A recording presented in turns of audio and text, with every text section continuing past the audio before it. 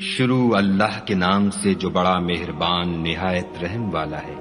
اے پیغمبر صلی اللہ علیہ وآلہ وسلم، لوگوں سے کہہ دو کہ میرے پاس وحی آئی ہے کہ جنوں کی ایک جماعت نے اس کتاب کو سنا تو کہنے لگے کہ ہم نے ایک عجیب قرآن سنا جو بھلائی کا رستہ بتاتا ہے، سو ہم اس پر ایمان لے آئے اور ہم اپنے پروردگار کے ساتھ کسی کو شریک نہیں بنائیں گے۔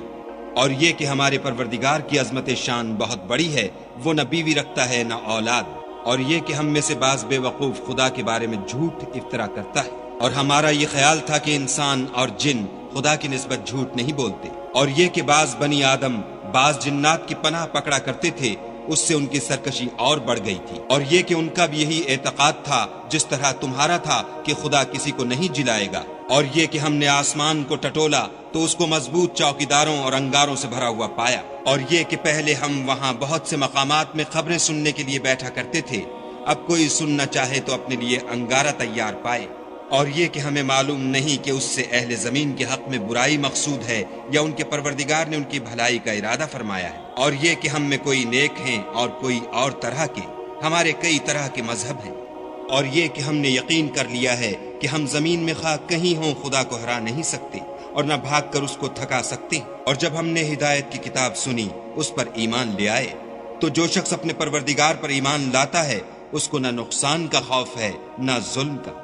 اور یہ کہ ہم میں بعض فرما بردار ہیں اور بعض نافرمان گناہگار ہیں، تو جو فرما بردار ہوئے وہ سیدھے رستے پر چلے اور جو گناہگار ہوئے وہ دوزخ کا ایندھن بنے۔ اور اے پیغمبر صلی اللہ علیہ وآلہ وسلم، یہ بھی ان سے کہہ دو کہ اگر یہ لوگ سیدھے رستے پر رہتے تو ہم ان کے پینے کو بہت سا پانی دیتے تاکہ اس سے ان کی آزمائش کریں، اور جو شخص اپنے پروردگار کی یاد سے منہ پھیرے گا وہ اس کو سخت عذاب میں داخل کرے گا، اور یہ کہ مسجدیں خاص خدا کی ہیں تو خدا کے ساتھ کسی اور کی عبادت نہ کرو، اور جب خدا کے بندے محمد صلی اللہ علیہ وآلہ وسلم اس کی عبادت کو کھڑے ہوئے تو کافر ان کے گرد ہجوم کر لینے کو تھے، کہہ دو کہ میں تو اپنے پروردگار ہی کی عبادت کرتا ہوں اور کسی کو اس کا شریک نہیں بناتا، یہ بھی کہہ دو کہ میں تمہارے حق میں نقصان اور نفع کا کچھ اختیار نہیں رکھتا،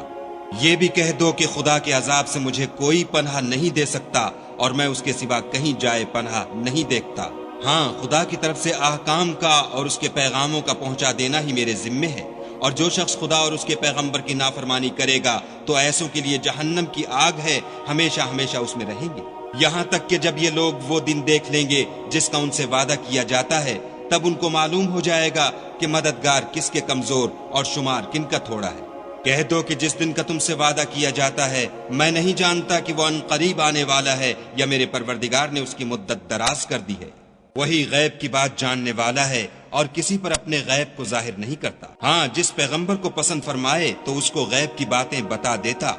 اور اس کے آگے اور پیچھے نگہبان مقرر کر دیتا ہے تاکہ معلوم فرمائے کہ انہوں نے اپنے پروردگار کے پیغام پہنچا دیے ہیں، اور یوں تو اس نے ان کی سب چیزوں کو ہر طرف سے قابو کر رکھا ہے،